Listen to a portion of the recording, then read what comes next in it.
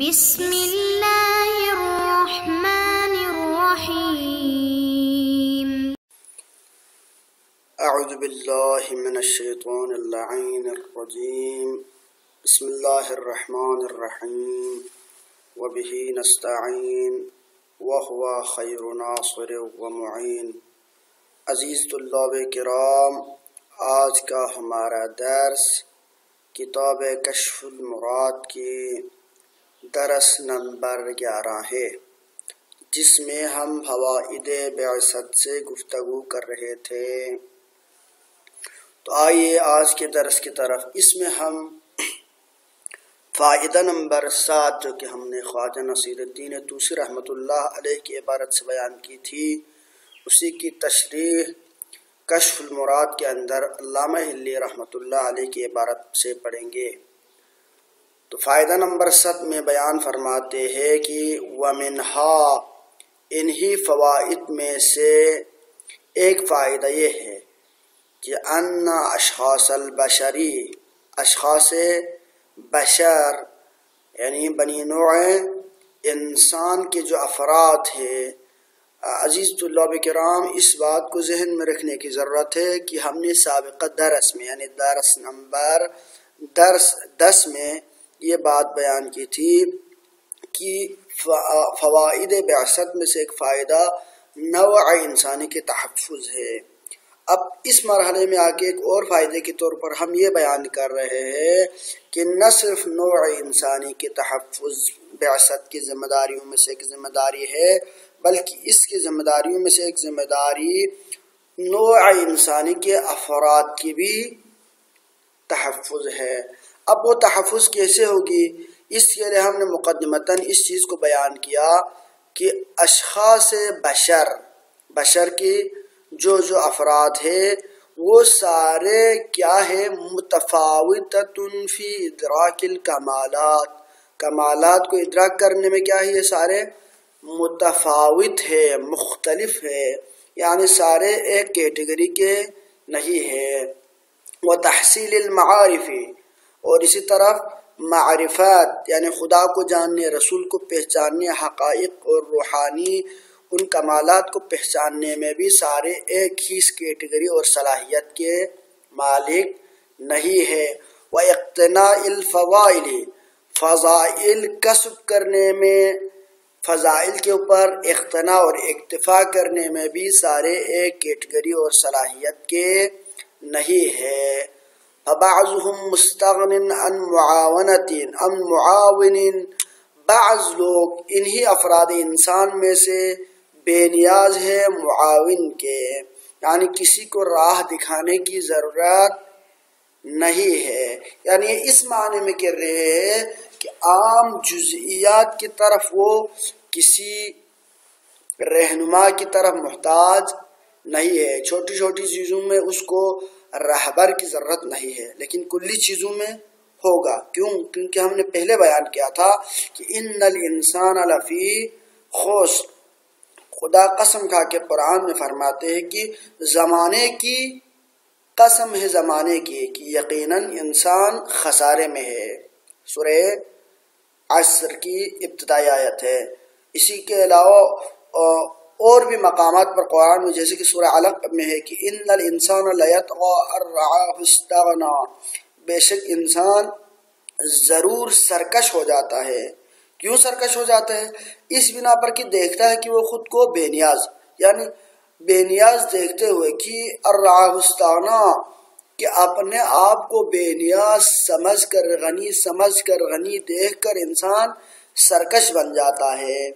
یعنی انسان کی یہ خصوصیات تھے۔ اس کے علاوہ خود انسان کی نفس امارہ کے بارے میں بھی قرآن میں ہے کہ ان النفس لامارۃ بالسوء، یعنی نفس انسانی بدی پر انسان کو کیا کرتا ہے؟ اکساتا ہے، بہت زیادہ بدی کی طرف لے جاتا ہے۔ لہذا انسان کے اندر انسان کے بہت ساری جذبات اور رجحانات ہے جن کی طرف قرآن نے اشارہ کیا ہے کہ یہ جذبات اور اشارات انسان کو کیا کرتا ہے؟ سرکش بناتا ہے۔ تو یہ قاعدہ اور عمومی بات ہے، اس میں تو سارے انسان مشترک ہے، لیکن کچھ خود انہی انسانوں کے انڈر کیٹیگری بنا کر ہم نے کہا کہ ان انسانوں میں سے بعض باصلاحیت ہے، بعض یعنی مستغنی ہے معاون سے، لیکن وہ بعض مستغنی ہونا یعنی انہی انسانوں کی نسبت ہے، کلی طور پر یعنی مطلقاً بے نیاز ایسا نہیں ہے، وہ تو مطلقاً ہدایت سے بے نیاز صرف کون ہے؟ صرف مطلقاً بے نیاز صرف اگر ہم دیکھیں تو نبی اور معصوم ہے، ان کے علاوہ باقی ساروں کو ہدایت کی ضرورت ہوتی ہے۔ نبی اور امام ان کو ہدایت کی کیوں ضرورت نہیں ہوتی؟ کیونکہ وہ اللہ تعالیٰ کی طرف سے ہدایت یافتہ ہوتے ہیں، مجتبی ہوتے ہیں، مصطفیٰ ہوتے ہیں۔ مجتبی یعنی منتخب شدہ ہوتے ہیں اللہ کی طرف سے، لہٰذا ان کو ہدایت کی ضرورت نہیں ہوتی، کیونکہ اللہ کی طرف سے وہ ہدایت یافتہ ہے، مہدی ان کو کہا جاتا ہے، یعنی ہدایت یافتہ ہے۔ لیکن باقی انسانوں کو ہدایت کی ضرورت ہوتی ہے، لیکن ان میں بھی لیول میں فرق ہے، یعنی کچھ لوگوں کو چھوٹی چھوٹی چیزوں کی ضرورت ہے ہدایت میں، یعنی چھوٹی چھوٹی چیزوں میں بھی ہدایت کی ضرورت ہے، لیکن بعض لوگ ان چیزوں میں بے نیاز ہے۔ یہ بے نیاز کیوں ہے؟ لقوت نفسہ، اس کی نفس کیا ہے؟ قوی ہے، یعنی اس انسان کی نفس کیا ہے؟ قوی ہے۔ وکمال ادراکہ، اس کی ادراک چیزوں کو سمجھنے کی صلاحیت کیا ہے؟ کامل ہے۔ وشدت استعدادہ، اس کی استعداد کی صلاحیت کیا ہے؟ شدید ہے، یعنی استعداد کی صلاحیت شدید ہے۔ کیوں شدید ہے؟ لاتصالہ، اب شدت استعداد ہے یعنی اس کی استعداد شدید ہے، شدید بمعنی مضبوط، مضبوط ہے۔ کیوں مضبوط ہے اس کی استعداد باقیوں سے؟ للاتصال بالامور العالیہ، کیونکہ وہ امور عالیہ سے متصل ہے۔ امور عالیہ یعنی اس کی روحانی پہلو مضبوط ہے، اس کی بہت ساری وجوہات ہو سکتی ہے۔ ابھی غیر مسلم ہو، یعنی ہم نے پہلے یہ چیز بیان کیا تھا کہ انسانیت کے اندر جو قوہ ہے، یعنی انسان مشترک ہے دو جنبے سے، ایک جنبہ اس کا روحانی ہے، ایک جنبہ اس کا روحانی نہیں ہے بلکہ مادی ہے۔ آپ کی جسم دیکھے، باقی چیزیں دیکھے، یہ تو مادی ہے، لیکن روح کو دیکھے تو روح سے بن کر یعنی مشتمل ہو کر انسان بنا ہے۔ اس کی مثال ہے کہ روح کے سائنس وغیرہ ان چیزوں کو، کیونکہ ان کی کشف اور تجربات میں یعنی یہ چیزیں نہیں آتی، لہذا وہ اس چیز کا منکر ہے۔ لیکن اسلام چونکہ بہت بلند اور اعلیٰ مطالب پر مشتمل ہے اور سائنس ابھی تک اس کی تعلیمات سمجھنے سے قاصر ہے، لہذا سائنس تو اس چیز کا انکار کرتی ہے، لیکن اسلام ان چیزوں کے ہمیں ترس دیتا ہے۔ اب اس کا ثبوت آپ معاملی اور مادی چیزوں سے بھی سمجھ سکتے ہیں ان کے حقائق کو۔ وہ ایسا کہ ایک بندہ ہے، مثال کے طور پر کہ ایک آپ دیکھیں ایک بچہ ہے وہ کسی بلی سے کھیل رہا ہے، اس کے ساتھ کھیل کود کر رہا ہے۔ اب یک دم مثلا وہی بلی گر جاتے کسی کنویں میں، گر جاتا کسی بحر کے اندر، کسی یعنی پانی کے اندر گر جاتا ہے، اور چند لمحات کے بعد آپ اس کو نکال لیتے ہیں تو اس کے اندر باقی ساری خصوصیات موجود ہیں، لیکن وہ پہلے کی طرح اس بچے سے کھیل نہیں رہا۔ یہ یعنی بلی وہی ہے، یعنی اس کے نہ کان کم ہوئے، نہ پاؤں، نہ باقی جسم کے اعضاء میں سے کچھ بھی کم نہیں ہوا، وہی تر و تازہ وہی بلی ہے جو کنویں میں گرنے سے پہلے تھا، اسی کے ساتھ یہ بچہ کھیل کود کر رہا تھا۔ لیکن اس پانی سے نکالنے کے بعد اس کو مثلا یہ بچہ پھر اس کے ساتھ کھیل کود کرنے کے لیے تیار نہیں ہے۔ کیوں؟ کیونکہ اس کے اندر مادی پہلو سے کوئی بھی چیز کم نہیں ہوا، صرف ایک چیز کم ہو گیا، وہ کیا ہے؟ اس سے روح نکل گئی، جان نکل گئی، لہٰذا وہ بے جان بن گئی۔ تو لہٰذا آپ اور ہمیں یعنی تمام انسانوں کو، چاہے وہ سائنسی علوم کے قائل ہوں یا نہ ہو، یہ چیز ماننے کے اوپر ہم مجبور ہے کہ روح نامی کوئی چیز ہے، کہ اگر وہ نہ ہو تو انسان کا یہ جسم کسی کام کا نہیں ہے۔ تو انسان بطور انسان جس طرح اس کی جسمانی بہت ساری خصوصیات باقی چیزوں سے مختلف ہے اور باقی حیوانات سے مختلف ہے، جن میں سے اس کے اندر عقل ہے، بہت سارے اور بھی خصوصیات خود جسمانی پہلو سے بھی وہ باقی حیوانات سے منفرد ہے. تو اسی طرح اس انسان کے روح اور جو اس کے اندر روحی پہلو ہے وہ پہلو بھی باقیوں سے مختلف ہے. باقی حیوانات میں صرف جان کا کام دیتی ہے، لیکن انسانوں میں اگر یہ صرف جان انسان کو اس کے جسم کو چلانے کا کام نہیں کرتا، بلکہ اس روح کی ذمہ داری انسان کے اور بھی بہت ساری چیزیں جن میں سے ہدایت ہے اور امور عالیہ کو درک کرنا ہے، یہ بھی اس روح کی ذمہ داری میں سے ایک ذمہ داری ہے.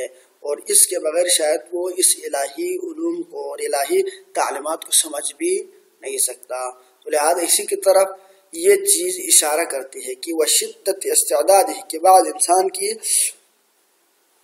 صلاحیتیں شدت اور مضبوط ہوتی ہے. کیوں؟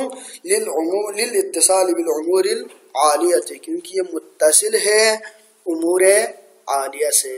یعنی اس کی جو روحی پہلو ہے اس کو اس انسان نے مجروح ہونے نہیں دیا ہے. ایک انسان اگر ہم اس کو عام طور پر دیکھیں، وہ مسلمان ہے لیکن وہ شراب پیتا ہے، اس کے علاوہ بہت سارے اور بھی گناہ ہیں جو کہ قبیح ہے، ان کو انجام دیتے ہیں. محرم کے خیالات، بارڈرز، ان چیزوں کا خیال اور رعایت نہیں کرتا، مادیت کے پیچھے چلا جاتا ہے. اگرچہ مسلمان ہے، اس کی روح کے اندر ایک بہت بڑی صلاحیت ہے، وہ کیا ہے؟ اللہ کا قائل ہونا. تو بہت ساری خصوصیات اس کے اندر پھر بھی موجود ہے، لیکن اس کے اندر بہت بڑی خامی ہے کہ اس نے کیا کیا ہے؟ جو اسلام کے احکامات ہیں ان کو فالو نہیں کیا، لہذا اس کا روح کیا پڑ جاتا ہے؟ کمزور پڑ جاتا ہے، اور یہ مادی پہلو کی طرف جاتا ہے، اپنے روحی پہلو کو کم توجہ دیتا ہے. تو ممکن ہے یہ مسلمان ہے لیکن پھر بھی اس کا روحی پہلو کمزور ہے. لیکن ایک کافر ہے، وہ کسی کا غصبی مال نہیں کھاتا، یعنی مسلمان نہ ہوتے ہوئے اسلام کے احکامات پر وہ عمل پیرا ہے. تو لہذا اس کی روحی پہلو کیا ہو؟ مضبوط ہو. روحی پہلو مضبوط ہو سکتا ہے. اسی لیے کیا ہوتا ہے؟ بہت سارے کافر عمر بھر گزرنے کے بعد آخر میں آ کے کیا کرتے ہیں؟ ہدایت قبول کرتے، کیونکہ اس کے روحی پہلو مضبوط تھا، وہ گناہوں میں کم گئے تھے، لہذا اس کی روحی پہلو مضبوط تھا، امور عالیہ سے وہ متصل تھے، لہذا صرف ایک ہدایت کی کمی تھی. لہذا جب وہ ہادی مل جاتا ہے تو وہ جلدی اسلام کو قبول کرتے اور اس کی حقانیت پر ایمان لے آتا ہے. لیکن ایک مسلمان تھا، لیکن مسلمان کے اندر اس نے اپنی روحی پہلوؤں کا خیال نہیں رکھا، گناہوں میں مشغول رہے، ہر قسم اسلام کے احکامات کے خلاف کیے. بظاہر وہ اسلام اور کلمہ پڑھنے والے مسلمان ہے بظاہر، تو لہٰذا آخر میں جا کر ممکن ہے کہ وہ بہت سارے گناہوں کا مرتکب ہو جائے. جیسے کہ بہت سے لوگوں نے اسلام میں اگر تاریخ میں ہم دیکھیں تو مسلمان ہونے کے باوجود انبیاء کی مخالفت کی، رسولین کی مخالفت کی، اور ائمہ علیہ السلام کی مخالفت کی، اگرچہ وہ مسلمان تھے. تو لہٰذا اس چیز کی دلیل ہے کہ روحانی پہلو ایک الگ چیز ہے ظاہری چیزوں سے. تو لہٰذا اسی طرح کہتے ہیں کہ جو لوگ جن کی امور عالیہ سے اتصال مضبوط ہے، شدت اتصال ہے، لہذا ان کو باقیوں کے بنسبت وہ مستغنین بے نیاز ہوتے ہیں. وبعضهم، لیکن بعض دیگر انسان کیا ہے؟ عاجز عن ذالک بالکلیت، عاجز ہے عن ذالک سے مراد ان معارف کو حصول کرنے میں، اقتناء فضائل میں، ان تمام ادراک کے کمالات میں بطور کلی طور پر کیا ہے؟ عاجز ہے. یعنی ہم نے دو کیٹیگری بنائے، اب تیسرا کیٹیگری وبعضهم، لیکن انہیں انسانوں میں سے بعض کیا ہے؟ متوسط الحالی، درمیانے کیٹیگری کا ہے. یعنی ان کو بعض چیزوں میں، یعنی کمالات کے بعض چیزوں میں وہ بہت زیادہ کمزور ہے، بعض چیزوں میں ممکن ہے یعنی متوسط کا مطلب یہ کہ ان کو بعض امور میں ہدایت کی ضرورت ہوتی ہے، بعض امور میں وہ خود ان چیزوں کو پہچان لیتے ہیں. اسی حساب سے جب ان کے تحصیل کمالات اور ان کے لحاظ سے جب ان کے اشخاص کی ادراکات، یہ ساری چیز صلاحیات مختلف ہو، تو صلاحیات کی بنا پر وتتفاوت مراتب الکمال فی هذه المرتبہ، انہی مراتب میں بھی انسان، یعنی تتفاوت مراتب الانسان، انسان کی مرتبے بھی مختلف ہو جاتے فی هذه المرتبہ، اس مرتبہ ادراک اور ہدایت میں، بحسب قربها، کی بعض انسان قریب ہے، من احد الطرفین ان دونوں طرف میں سے، وبعضها عن الآخر اور بعض دیگر سے. یعنی یہ انسان کیا ہے، بحسب قربها من احد الطرفین ان دونوں جنبوں میں سے ایک جنب کے لحاظ سے وہ قریب ہے، وبعدها عن الآخر اور دوسرے سے کیا ہے، بعید ہے. اسی لحاظ سے اس کے مرتبے بھی کیا ہو جاتے ہیں، مختلف ہو جاتے ہیں. یعنی ایک پہلو کے لحاظ سے وہ قریب ہے بلند مرتبے سے، اور دوسرے پہلو سے وہ کمزور ہے، تو اسی لحاظ سے اس کے مرتبے بھی مختلف ہو جاتے ہیں. لیکن فائدہ نبی کیا ہے، وفائدۃ النبی تکمیل الناقص من اشخاص النوع، اس نوع انسانی کے اشخاص کو جو کہ ناقص ہے ان کے نقص کو مکمل کرنا ہے، تکمیل ان کو کمال کی طرف لے جانا ہے. بحسب استعداداتهم المختلفۃ ان کے اپنی مختلف استعدادات کے لحاظ سے، یعنی المختلفۃ فی الزیادۃ والنقصان، یعنی یہ انسان کی جس کی صلاحیتیں کمی اور زیادتی کے لحاظ سے مختلف ہے، ان سب کو اپنی استعدادات کے مطابق لے کے جانا ہے. کہاں پر، تکمیل کی طرح. یعنی نبی کی ذمہ داری یہ ہے کہ ناقص اشخاص کو نوع انسانی میں سے ان کی صلاحیتوں کو دیکھ کر کمال کی طرف لے جانا ہے. یعنی جو بندہ ناقص ہے اس کو متوسط کی طرف لے جانا، جو متوسط الحال ہے اس کو کمال کی طرف لے جانا، جو کمال ہے کمال پر پہنچے ہوئے ہے اس کو مزید کمال، اور جو مزید کمال پہ ہے اس کو اسی پہ باقی رہنا اور استقرار رہنے کی ہدایت دینا. یہ ساری ذمہ داری نبی کی ہے. وصلی اللہ علی سیدنا محمد وآلہ الطیبین الطاہرین.